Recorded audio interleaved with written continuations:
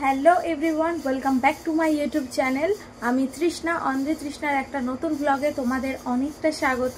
আমি এই কেবল বাড়ি আসলাম, কারণ আমি গেছিলাম পড়াতে। তো পড়ানো তো হয়নি, কারণ ওরা খুব অসুস্থ দুই বোন, তাই পড়ানো হয়নি। তাই আমি বাজার করে এই কেবলই বাড়ি ফিরলাম। তো চোখে মুখে জল দিয়ে ফ্রেশ হয়ে গেছি। এবার চলো তোমাদের সাথে শেয়ার করে আমি বাজার থেকে কি বাজার করে নিয়ে আসলাম, চলো তোমাদের সাথে শেয়ার করি। হ্যালো এভরিওয়ান, দেখো আমি এই যে বড় ঝুড়িটা নিয়ে বসে গেছি। আর কি বাজার করে নিয়ে এসেছি চলো তোমাদের সাথে দেখাই। প্রথমে দেখো বাটি সাবান নিয়ে এসেছি, তারপরে হচ্ছে তোমার টাটা টি গোল্ড মানে চা। আর একটা জিনিস নিয়েছি, সেটা হচ্ছে ফুটি, সেটা ঘরে রেখে দিয়েছি। তারপরে দেখো এই যে পুঁই শাক এনেছি, পুঁই শাক, মিষ্টি কুমড়ো, এই পুঁই শাক দিয়ে আজকে রান্না হবে। তাই চিংড়ি মাছ ছিল, বাট চিংড়ি মাছ অনেক ছোট ছোট বলে আমি আর নিয়ে আসিনি।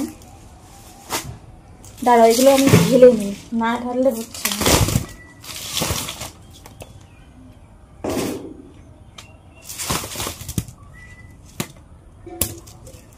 দাঁড়াও, তোমাদের আমি ব্যাক ক্যামেরা করে দেখাচ্ছি আমি কি নিই।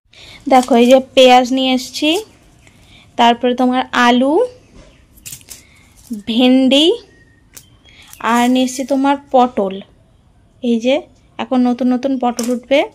আর নিয়ে এসছি তোমার এই যে মিষ্টি কুমড়ো আর তোমার পুঁই শাক, এই কটা জিনিসই নিয়ে এসছি। আর নিয়ে এসছি মাছ, এই যে মাছটা এখনও ঢালা হয়নি। এইগুলোই বাজার থেকে নিয়ে আসলাম, কারণ আমাদের আবার রবিবারের দিন বাজার করতে হবে। তা ভাবলাম এত বাজার করে দরকার নেই, গরমে তো খুব নষ্ট হয়ে যাবে। তো যেই জিনিসগুলো আমাদের লাগবে সেই জিনিসগুলো নিলেই হবে। আর তারাও তোমাদের একটা জিনিস দেখায়, দেখো এই দেখো রুই মাছ নিয়ে এসছি। আর নিয়ে এসছি একটু ডিম, রুই মাছের ডিম। এই যে আমি তোমাদেরকে পরে দেখাবো, কারণ এখন প্যাকেট খোলা যাবে না, আসতে গন্ধ বেরোবে। তো পুরো ব্লগটা আজকে দেখতে থাকো, আশা করি ভালো লাগবে তোমাদের।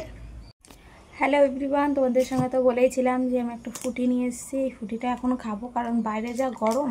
আর আমরা যেহেতু এখন একটু হালকা পাতলা খাচ্ছি, আমরা অনেকে খুব মোটা হয়ে গেছি অনেকে বলছে, তো একটু হালকা পাতলা খাচ্ছি। তা একটুখানি ভাবলাম ফুটি খাই, ভীষণ জল তেষ্টা পেয়েছে আমার।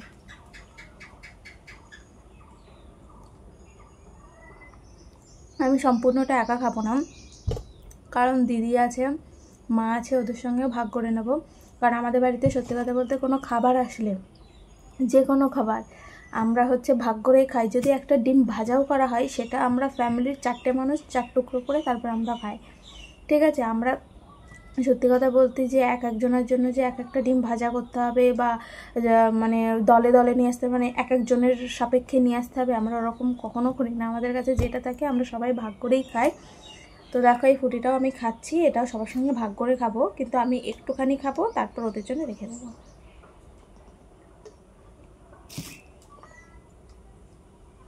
এই যে এটা এখন থাক, দিদি গেছে পড়াতে আর মা গেছে স্নান করতে, ওরা আসুক তারপরে ওরা খাবে।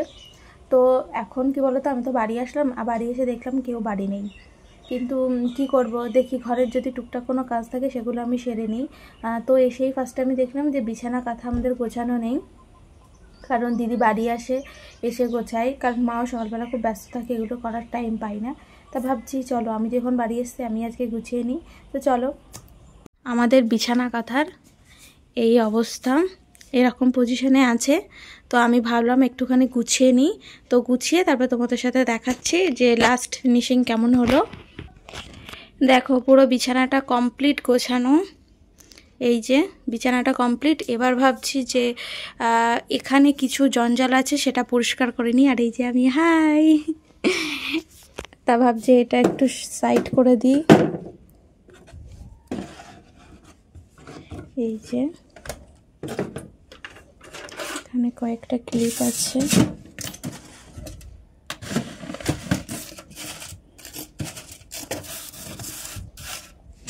এই যে পুরো গোছানো কমপ্লিট।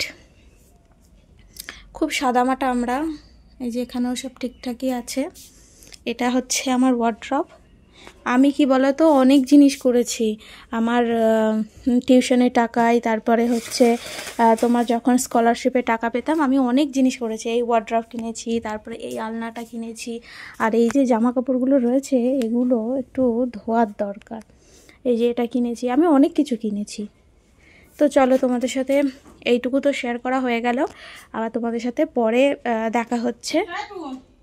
তারপরে দেখো সোজাসুজি রান্নাঘরে চলে আসলাম, কারণ এবার হচ্ছে আমাদের সকালের খাওয়া দাওয়া হবে।